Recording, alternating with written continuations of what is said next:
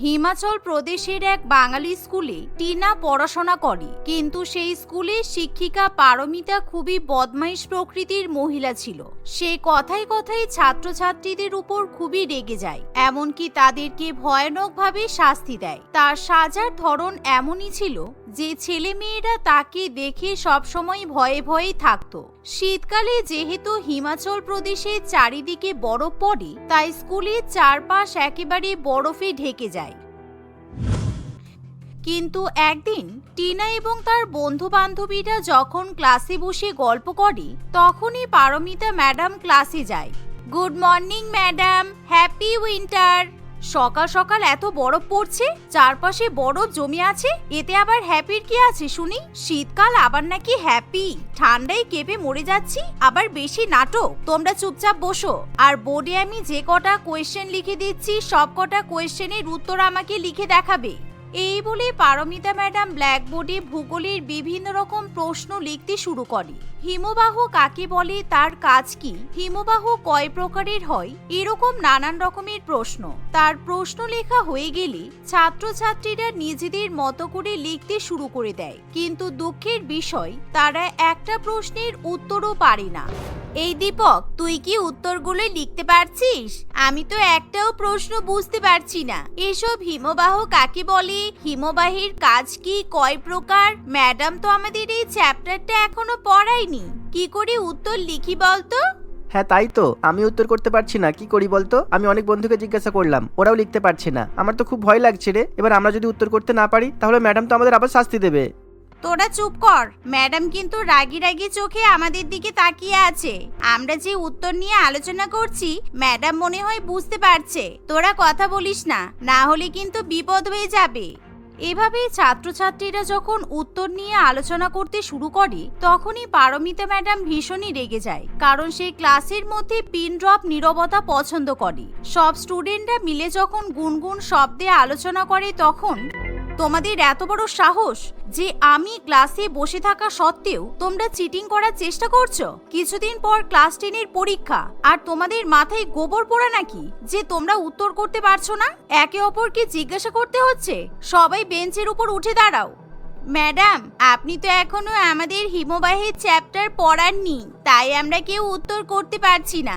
আপনি অন্য কোনো চ্যাপ্টার থেকে লিখতে দিন, আমরা ঠিকই পারবো। তোমার মুখে একটু বেশিই কথা হয়েছে দেখছি। সবাইকে এখনই কান ধরে ক্লাস থেকে বাইরে বার করে দেব। তোমরা বলছো আমার এখনো চ্যাপ্টারটা পড়ানো হয়নি? তোমাদের এত বড় সাহস যে আমার নামে তোমরা দোষ দিচ্ছ? এভাবেই পারমিতা ম্যাডাম ভীষণই রেগে যায়। তখনই সে প্রত্যেকটা ছাত্রছাত্রীকে কান ধরে ক্লাসরুমের বাইরে গ্রাউন্ডে দাঁড় করিয়ে দেয়। সেই গ্রাউন্ডে চারপাশে বরফে বোঝাই হয়ে থাকে, যার ফলে ছাত্রছাত্রীদের ভীষণই ঠান্ডা লাগে। তোমরা সবাই বরফের মধ্যে কান ধরে দাঁড়িয়ে থাকবে, এটাই তোমাদের শাস্তি। আর টিনা, আজকে তুমি তোমার সব সীমা অতিক্রম করে গেছো। পড়াশোনা জানি না কিছু না, আবার মুখে মুখে তর্ক করা হচ্ছে। আমি তোমাকে আজকে এমন শাস্তি দেব যাতে তুমি কোনো শিক্ষক শিক্ষিকার সামনে আর মুখ খুলতে না পারো। এই বলে পারমিতা ম্যাডাম বেশি বেশি করে বরফ নিয়ে টিনাকে খাওয়াতে শুরু করে। সকল ছাত্রছাত্রীরা এরকম শাস্তি দেখে খুবই ভয় পেয়ে যায়। ম্যাডাম, আমার ভুল হয়ে গেছে, আমি আর কখনো আপনার মুখে মুখে কথা বলবো না। আপনি দয়া করে আমাকে আর বরফ খাওয়াবেন না। আমার খুব কষ্ট হচ্ছে ম্যাডাম, প্লিজ আমাকে ছেড়ে দিন। ম্যাডাম, ওকে আপনি বরফ খাওয়াবেন না। এই শীতের মধ্যে বরফ খাওয়ালে ওর গলার আওয়াজ চলে যাবে। ম্যাডাম প্লিজ, আপনি ওকে ছেড়ে দিন। তোমাদের বান্ধবীর প্রতি বেশি দরদ দেখছি। আজকে আমি তোমাদের সবাইকে বরফ খাওয়াবো। সবাই তোমরা বরফের উপর দাঁড়িয়ে বেশি বেশি করে বরফ খেতে শুরু করো। পারমিতা এভাবে সবাইকে অমানসিক শাস্তি দিলে বাচ্চারা খুবই ভয় পেয়ে যায়, কিন্তু তাদের কাছে কোনো উপায় থাকে না, কারণ তারা যদি পারমিতার কথা না শোনে তাহলে পারমিতা তাদেরকে আরো ভয়ানক শাস্তি দিতে পারে। তাই সব ছাত্রছাত্রীরা সেই কনকনে -ডিগ্রি ঠান্ডার মধ্যেই বেশি বেশি করে বরফ খেতে থাকে। এভাবে শাস্তি পাওয়ার পর তারা যখন সবাই বাড়িতে ফিরে যায়, তখন তারা ঠান্ডার চোটে ভয়াবহ পরিমাণে কাঁপতে থাকে, এমনকি তাদের গলা ঠান্ডায় নীল হয়ে যায়। ছেলে মেয়েদের এমন পরিস্থিতি দেখে তাদের বাবা মায়েরাও খুব ভয় পায়। কি তুই ঠান্ডার মধ্যে এরকম কাঁপছিস কেন টিনা? তোর গলা এরকম নীল হয়ে গেল কি করে? কতবার বলেছি হিমাচল প্রদেশে অনেক ঠান্ডা, তাই স্কুলে যাওয়ার সময় ভালো করে কান মাথা গলা জড়িয়ে যাবি, কিন্তু তুই আমার কথাই শুনবি না। স্টাইল করার জন্য সব সময় কান মাথা গলা খুলে স্কুলে চলে যাবি। তোর ঠান্ডা লাগবে না তো কার ঠান্ডা লাগবে? না মা, আমার ঠান্ডা লাগেনি। আজকে আমরা স্কুলে পড়া পারিনি বলে ম্যাডাম আমাদের জোর করে ঠান্ডার মধ্যে বরফ খাইয়েছে, তাই আমাদের গলায় খুব কষ্ট হচ্ছে। আমার গলা খুব ব্যথা করছে, খুব ঠান্ডা লাগছে, আমি কথা বলতে পারছি না মা। এ আবার কিরকম টিচার? তোরা পড়া পারিসনি বলে তোদের এই হিমাচল প্রদেশের ঠান্ডায় পারমিতা ম্যাডাম বরফ খাইয়ে দেবে? না না, এরকম তো ঠিক নয়। এতে তোদের অনেক ক্ষতি হতে পারে, কারণ আমরা বাবা মায়েরা তোদের স্কুলে পড়াশোনা করতে পাঠাই। পড়াশোনা যখন পারিসনি তাহলে অন্য রকমের শাস্তি দেওয়া হোক, বকাবকি করা হোক, তা না করে তোদেরকে বরফ খাওয়াবে। জুলি দেবীর মতো অন্যান্য বাবা মায়েরাও পারমিতা ম্যাডামের উপর খুব রেগে যায়, তাই তারা সবাই মিলে স্কুল কর্তৃপক্ষের কাছে কমপ্লেন জানাতে শুরু করে। কিন্তু তাতে পারমিতা ম্যাডামের কিছুই যায় আসে না, কারণ সে ভালো করেই জানে যে হিমাচল প্রদেশের ওরকম একটা প্রত্যন্ত গ্রামে তাদের স্কুল ছাড়া অন্য কোনো স্কুল নেই। তাই পারমিতা ম্যাডাম যা ইচ্ছা তাই করতে পারে। এমনকি সে স্কুল কর্তৃপক্ষের স্ত্রী ছিল, তাই তার হাতে অত্যন্ত ক্ষমতা থাকে। এমনই একদিন, ম্যাডাম আমি কি আসতে পারি? 10টার সময় আমার ক্লাস শুরু হয়, আর এখন 10:30 বাজে। তুমি এখন জিজ্ঞাসা করছো আসতে পারো কি না? আমি কতবার বলেছি আমার ক্লাসে কেউ 1 সেকেন্ডও লেট করবে না, কিন্তু তুমি আধ ঘন্টা লেট করলে কেন? তোমাকে আমি ক্লাসে ঢুকতে দেব না। ম্যাডাম, আমার বাড়ির সামনে কালকে রাত্রিবেলা অনেক বরফ পড়েছে, তাই রাস্তাঘাট একদম বন্ধ ছিল। সেই জন্যই তো আমার স্কুলে আসতে দেরি হয়েছে। বাবার গাড়ি বরফের মধ্যে থেকে এগোতেই চাইছিল না। প্লিজ ম্যাডাম, আপনি কিছু মনে করবেন না। আমি কোনো এক্সকিউজ শুনতে চাই না।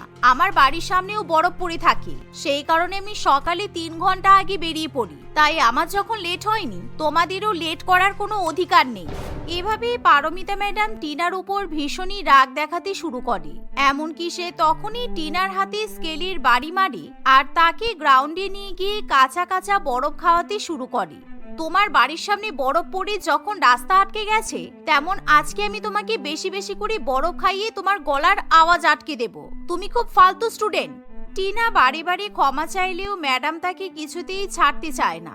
সে তাকে জোর করে বরফ খাওয়াতে থাকে।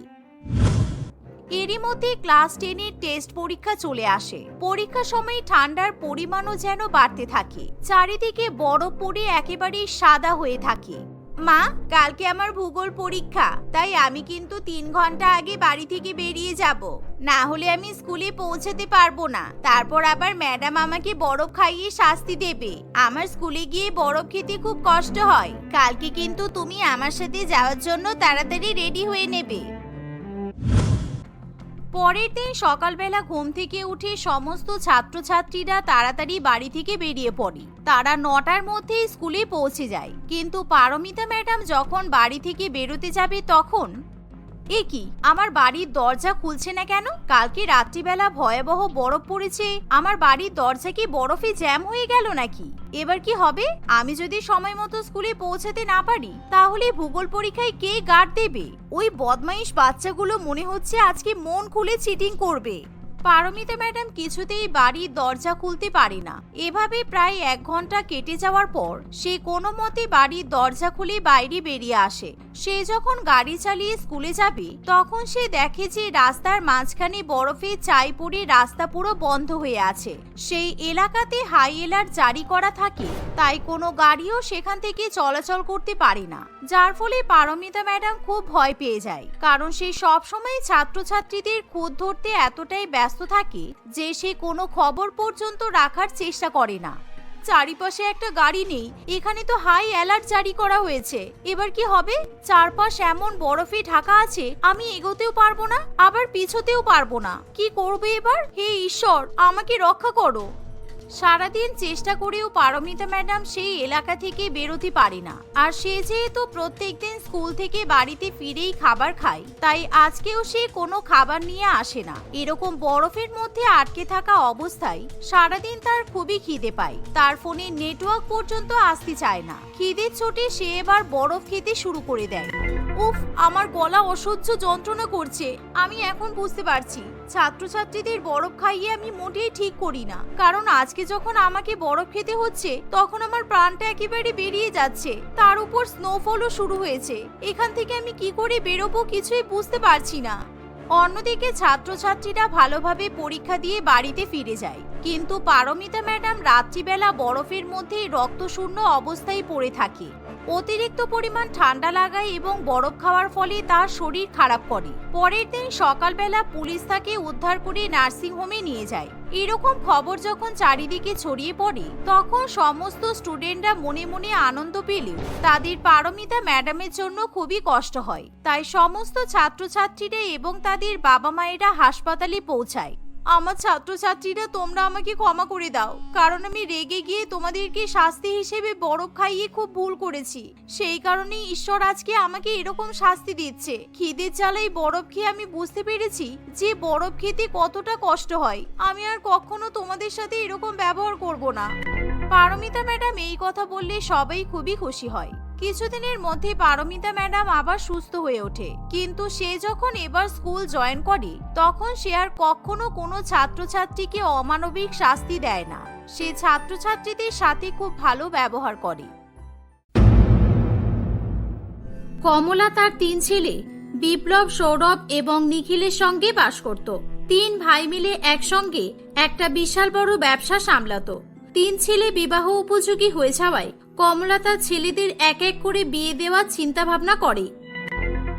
একদিন সে তার ছেলেদের বলে, কিরে, শুনছিস তোদের তো বিয়ের বয়স হয়ে গেল। আমি ঠিক করেছি এক এক করে তোদের 3 ভাইয়ের বিয়ে দেব। তোদের যদি কোনো মেয়ে পছন্দ করে রাখা থাকে তাহলে আমাকে বলতে পারিস। না না মা, আমার সেরকম কোনো ব্যাপার নেই। আর এদের কোনো ব্যাপার আছে কিনা আমি বলতে পারবো না। আর আমি তোমার পছন্দের মেয়েকেই বিয়ে করব। ঠিক আছে, যদি তোরা কেউ নিজের ইচ্ছায় নিজের পছন্দের মেয়েকে বিয়ে করতে চাস তাহলে আমার কিন্তু একটা শর্ত আছে। কি শর্ত মা? শর্তটা হলো এটাই, মেয়েটা কালো হোক কিংবা ফর্সা হোক আমার কোনো অসুবিধা নেই, শুধু মেয়েটার মাথায় যেন লম্বা ঘন কালো চুল থাকে। ব্যাস, এটাই আমার শর্ত। তাই তোরা যদি কোনো মেয়েকে ভবিষ্যতে পছন্দ করিস অবশ্যই মেয়েটা চুল দেখে তারপরে এগিয়ে যাবি। দূর মা, এ কেমন অদ্ভুত শর্ত তোমার? মেয়েদের মাথার চুল তো থাকবেই, সবার মতোই লম্বা ঘন চুল নাও থাকতে পারে। এমন একটা কথা বললে না, আমি তো ভাবলাম বড় সড় ধরনের কিছু বলবে হয়তো। হ্যাঁ, তোদের এই কথাটা ইয়ার্কি বলে মনে হচ্ছে তাই না? আমি কিন্তু একদম সিরিয়াস। আমি মাথার চুল দেখেই আমার 3-3টে বৌমাকে বাড়িতে নিয়ে আসবো। কমলা তার বড় ছেলের বিয়ের জন্য ঘটক মশাইকে মেয়ে দেখতে বলে। কিছুদিনের মধ্যেই ঘটক মশাই একটি মেয়ের সন্ধান দেয়। কমলা তার বড় ছেলে বিপ্লবকে নিয়ে মেয়েটিকে দেখতে চায়। কমলা দেখে রমা নামের মেয়েটি মাথায় ওড়না দিয়ে বসে আছে। এই যে, তোমার মাথার ওড়নাটা একটু নামাও তো বাবা।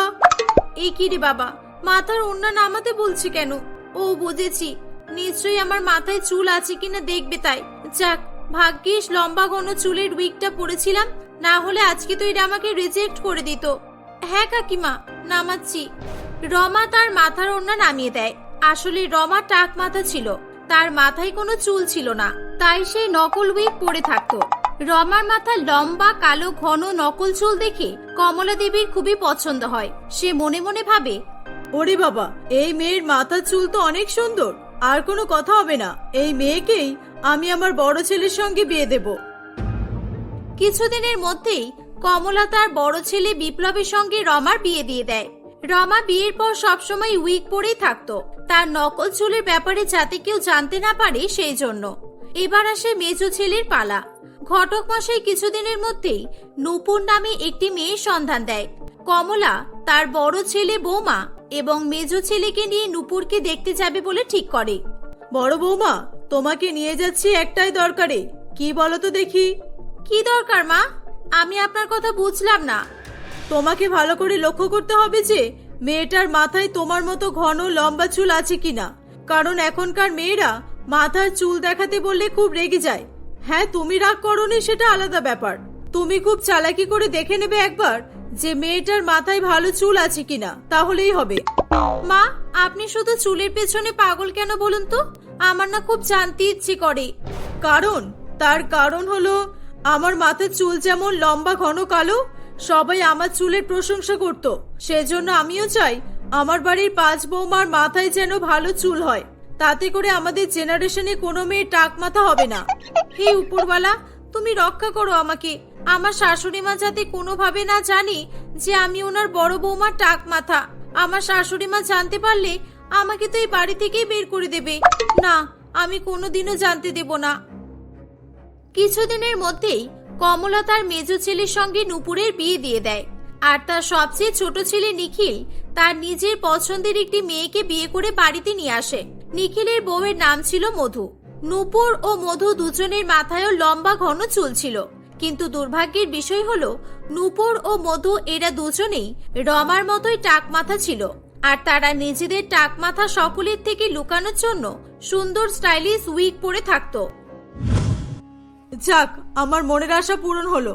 আমার 3 বৌমার মাথায় ঘন লম্বা চুল আছে, আমার আর কোনো চিন্তা নেই। শোনো বৌমারা, আমি তোমাদের মুখ দেখানোর জন্য একটা বড় অনুষ্ঠানের আয়োজন করব। পাড়ার মহিলারা সবাই আমার বৌমাদের দেখার জন্য উৎসুক হয়ে আছে।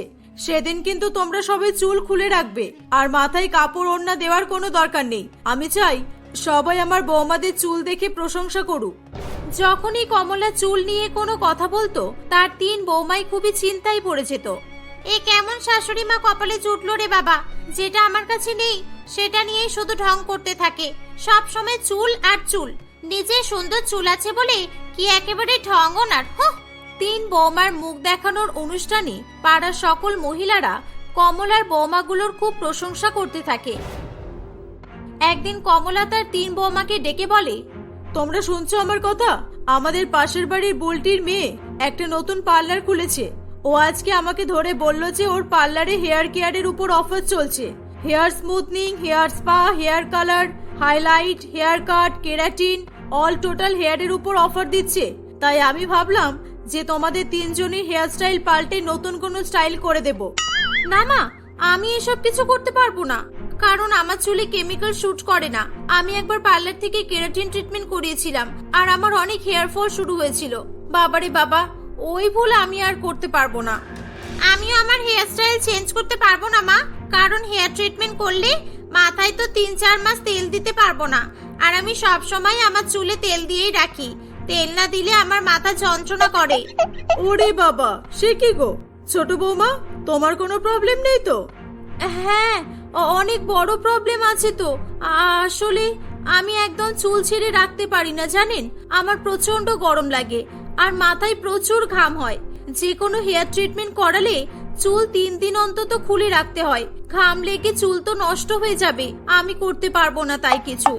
নাও এবার বোঝো ঠেলা। বুলটির মেয়েকে যে আমি বড় মুখ করে বলে এলাম তোমাদেরকে নিয়ে যাব। মা, আপনার মাথায় তো আমাদের থেকেও ঘন কালো লম্বা চুল আছে, আপনি বরং একটা সুন্দর হেয়ার স্টাইল করে নিন। কি আমি? না না, এই বুড়ি বয়সে এসব কি আর মানাবে? ছাড়ো, দরকার নেই, যাও তোমরা। কমলার কথা শুনে 3 বৌমা নিজের নিজের ঘরে চলে যায়। যে যার ঘরে গিয়ে তারা নিজেদের উইগ খুলে আয়নায় মুখ দেখতে থাকে। আমার তো মাথায় চুলই নেই। আমি টাক মাথা বলে পার্লারে যাব না বললাম, কিন্তু ওদের দুজনের মাথায় তো বেশ ভালো চুল আছে, ওরা তো যেতেই পারতো। আমার যদি সত্যি সত্যি চুল থাকতো আমি তো অবশ্যই যেতাম। হে উপরওয়ালা, আমার এই টাক মাথায় তুমি কবে নতুন করে চুল দেবে? রোজ তো টাকে তেল দিচ্ছি, কিছুই যে হচ্ছে না। রমা দিদি আর মধু কোন তেল ব্যবহার করে সেটা আমাকে জানতে হবে। অন্যদিকে মধু একজন ডাক্তারকে ফোন করে বলে, এই যে ডাক্তার বাবু, আমি কিন্তু এবার আপনার নামে কেস করব। 2 বছর ধরে আপনি আমার ট্রিটমেন্ট করছেন, এখনো পর্যন্ত আমার টাক মাথায় একটাও চুল গজাতে পারলেন না, শুধু আমার টাকা খেয়েই যাচ্ছেন। একটা চুল গজাতে কত বছর সময় নেবেন? হ্যাঁ? এভাবে 3 বৌমা তাদের টাক মাথা নিয়ে সব সময় খুবই দুশ্চিন্তায় থাকতো।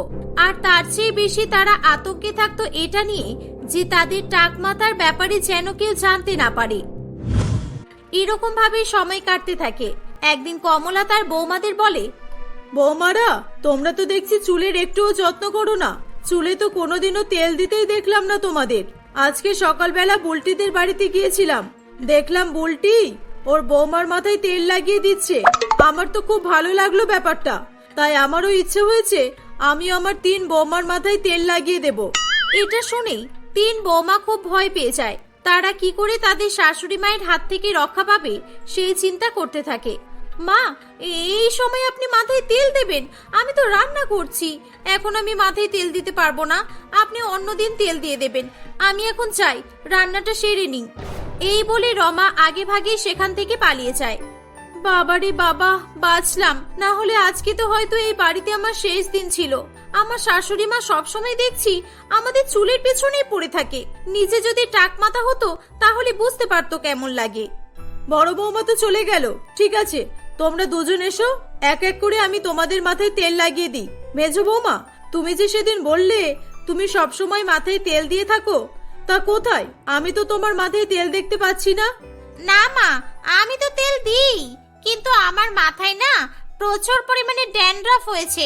আর আমি একটা ডাক্তার দেখিয়েছি, ডাক্তার আমাকে বলেছে মাথায় কোনো রকমের তেল দেওয়া যাবে না, তাও আবার 3 মাস পর্যন্ত।